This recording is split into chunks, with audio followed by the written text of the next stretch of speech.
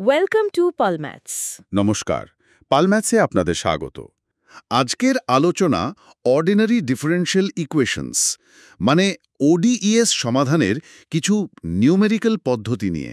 হ্যাঁ, আমাদের কাছে যে সূত্রগুলো আছে তাতে এই পদ্ধতিগুলোর কিছু বেসিক ধারণা আর নির্দিষ্ট কিছু মেথড, ধরুন ইউলার্স মেথড, রাঞ্চকাট্টা ফোর্থ অর্ডার বা RK4 আর মিলস মেথড, এইসব নিয়ে কথা বলা হয়েছে। ঠিক, আমাদের লক্ষ্য হলো এই পদ্ধতিগুলো ঠিক কিভাবে কাজ করে, তাদের অ্যাকিউরেসি কেমন, কোনটা সেলফ স্টার্টিং, এই বিষয়গুলো একটু সহজ করে বোঝা।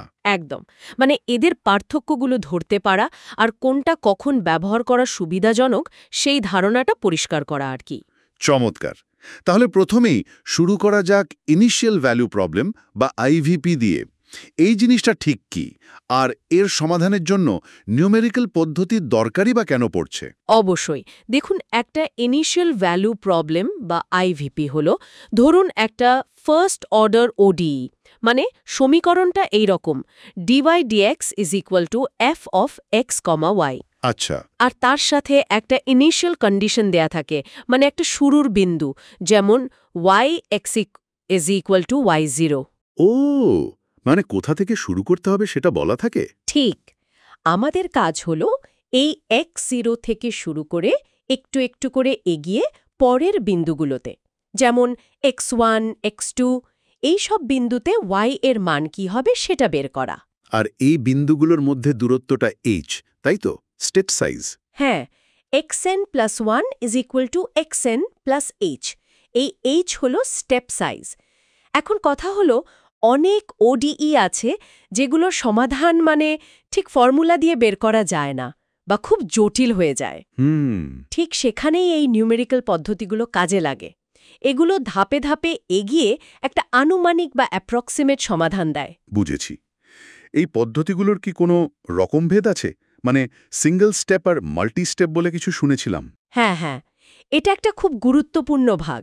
সিঙ্গল স্টেপ পদ্ধতি, যেমন ধরুন ইউলার বা RK4, এরা পরের বিন্দুটা xn প্লাস 1, yn প্লাস 1, এটা বের করার জন্য শুধু তার ঠিক আগের বিন্দুটার xn, yn তথ্য ব্যবহার করে। ওহ, শুধু আগেরটা?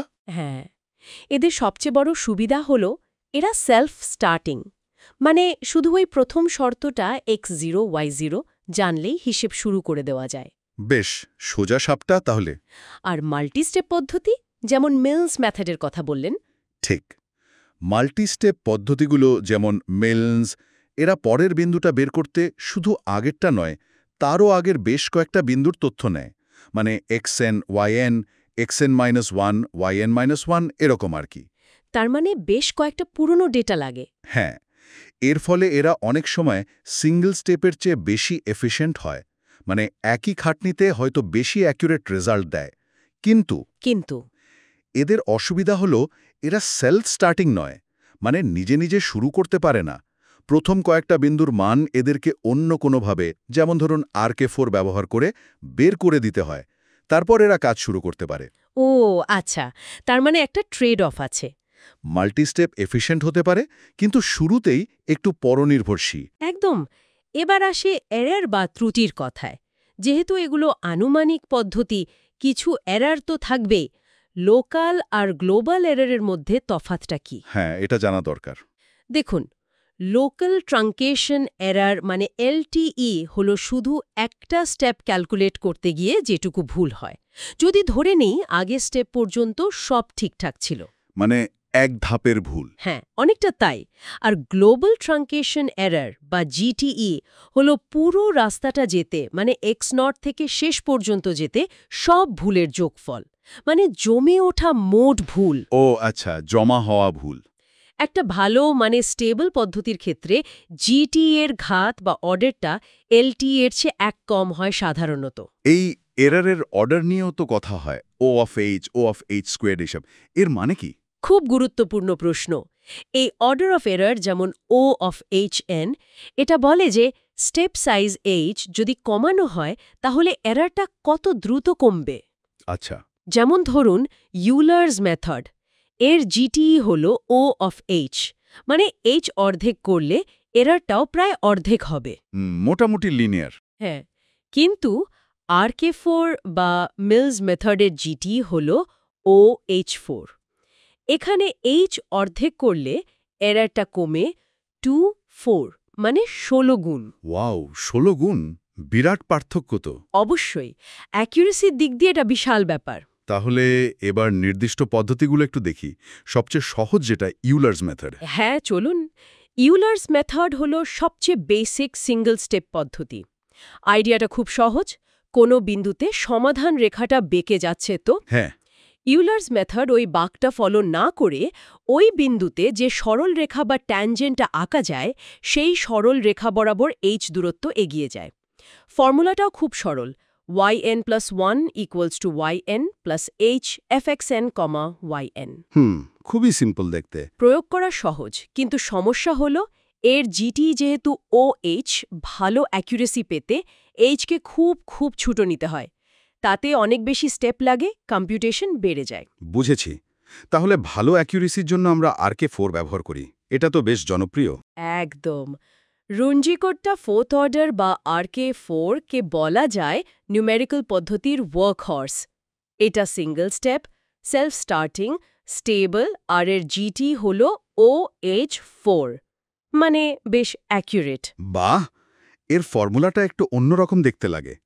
16k1 + 2k2 এরকম। হ্যাঁ, ফর্মুলাটা হল yn+1 = yn + 1/16 k1 + 2k2 + 2k3 + k4। এখানে k1, k2, k3, k4 হল ওই স্টেপের মধ্যে বিভিন্ন পয়েন্টের স্লোপ বা ঢালের স্যাম্পল। মানে শুধু শুরুর স্লোপ না দেখে আরও কয়েকটা পয়েন্টের স্লোপ দেখে। ঠিক, এটা শুধু শুরুর বিন্দুতে নয়, স্টেপের মাঝখানে, আবার মাঝখানের স্লোপ ব্যবহার করে আরেকটু এগিয়ে, এভাবে কয়েকটু স্লোপের একটা ওয়েটেড অ্যাভারেজ নেয়। তাই এটা ইউলারের চেয়ে অনেক বেশি নির্ভুলভাবে পরের বিন্দুটা আন্দাজ করতে পারে। দারুণ আইডিয়া তো। এবার আসি মিলস মেথডে। এটা বললেন মাল্টি স্টেপ আর প্রিডিক্টর কারেক্টর। হ্যাঁ, মিলস মেথড একটা ক্লাসিক মাল্টি স্টেপ পদ্ধতি। প্রিডিক্টর কারেক্টর মানে হলো এর দুটো অংশ থাকে। প্রথমে এটা আগের কয়েকটা বিন্দুর ডেটা ব্যবহার করে yn+1 এর একটা মান প্রেডিক্ট বা অনুমান করে। আচ্ছা, একটা প্রাথমিক আন্দাজ। হ্যাঁ, তারপর ওই আন্দাজ করা মানটা ব্যবহার করে ওই বিন্দুতে স্লোপ কেমন হবে সেটার একটা ভালো ধারণা নেয়। সেই স্লোপটা ব্যবহার করে আগের প্রিডিকশনটাকে কারেক্ট বা শোধরায়, মানে আরও ভালো একটা মান বের করে। প্রেডিক্ট আর কারেক্ট, ইন্টারেস্টিং। এর অ্যাকুরেসি কেমন RK4 এর মতো? হ্যাঁ, এর লোকাল এরর OH5 আর গ্লোবাল এরর OH4, মানে RK4 এর সমতুল্য অ্যাকুরেসি। কিন্তু ওই যে বললেন, একটা বড় সীমাবদ্ধতা আছে। ঠিক, সবচেয়ে জরুরি কথা হলো মিলস মেথড সেলফ স্টার্টিং নয়। এর প্রেডিক্টর আর কারেক্টর ফর্মুলাগুলো ব্যবহার করার জন্য আগের অন্তত 4টে বিন্দুর মান y0, y1, y2, y3 জানা দরকার হয়। ও, 4টি বিন্দু। হ্যাঁ, তাই বাস্তবে মিলস মেথড ব্যবহার করতে হলে প্রথম কয়েকটা স্টেপ অন্য কোনো সেলফ স্টার্টিং পদ্ধতি, যেমন RK4 দিয়ে করে নিতে হয়।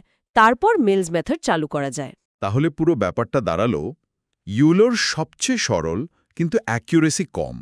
RK4 দারুণ অ্যাকুরেট, ভরসাযোগ্য, আর নিজে নিজে শুরু করা যায়। মিলস মেথডও অ্যাকুরেট, হয়তো পরে এফিশিয়েন্টও, কিন্তু শুরু করতে অন্যের সাহায্য লাগে। একেবারে ঠিক বলেছেন। মূল পার্থক্যগুলো হলো অ্যাকুরেসির অর্ডার, OFH নাকি OH⁴, আর পদ্ধতিটা সিঙ্গল স্টেপ নাকি মাল্টি স্টেপ, মানে সেলফ স্টার্টিং কিনা। এই পয়েন্টগুলো মনে রাখলে মেথডগুলো চেনা সহজ। ইউলের সিম্পল ফর্মুলা, RK4-এ 16 আর কেগুলো আছে, আর মিলস মানেই মাল্টি স্টেপ, প্রেডিক্টর, কারেক্টর আর নন সেলফ স্টার্টিং। একদম। তাহলে আজকের আলোচনা সারমর্ম হল, ODE সমাধানের জন্য আমাদের হাতে নানা রকম নিউমেরিক্যাল টুলস আছে। কোনোটা সহজ, কোনোটা খুব অ্যাকুরেট, কোনোটা হয়তো চালু হয়ে গেলে বেশ এফিশিয়েন্ট। প্রয়োজন অনুযায়ী বেছে নিতে হবে। ঠিক তাই। আচ্ছা, শেষে একটা প্রশ্ন নিয়ে ভাবা যাক। বলুন। আমরা দেখলাম স্টেপ সাইজ H কমালে অ্যাকুরেসি বাড়ে, কিন্তু কম্পিউটেশনাল কস্ট, মানে গণনার পরিশ্রমও তো বাড়ে। হ্যাঁ, সেটা তো স্বাভাবিক। কিন্তু এই কস্ট বাড়াটা কি সব পদ্ধতির জন্য সমানুপাতিক? ধরুন ইউলারের জন্য H অর্ধেক করলে যে পরিমাণ বেশি গণনা করতে হয়, RK4 বা মিলনের মতো জটিল পদ্ধতির ক্ষেত্রে H অর্ধেক করলে কস্টটা কি সেভাবেই বাড়ে নাকি আরও বেশি হারে বাড়ে? ও ইন্টারেস্টিং পয়েন্ট। মানে অ্যাকিউরেসি বাড়ানোর জন্য প্রতিটা পদ্ধতির কস্ট প্রোফাইল কি আলাদা? এই অ্যাকিউরেসি আর কস্টের মধ্যেকার ভারসাম্যটা কেমন? ঠিক। এই ট্রেড অফটা বাস্তবে কিভাবে কাজ করে সেটা নিয়ে আরও গভীরে ভাবা যেতে পারে।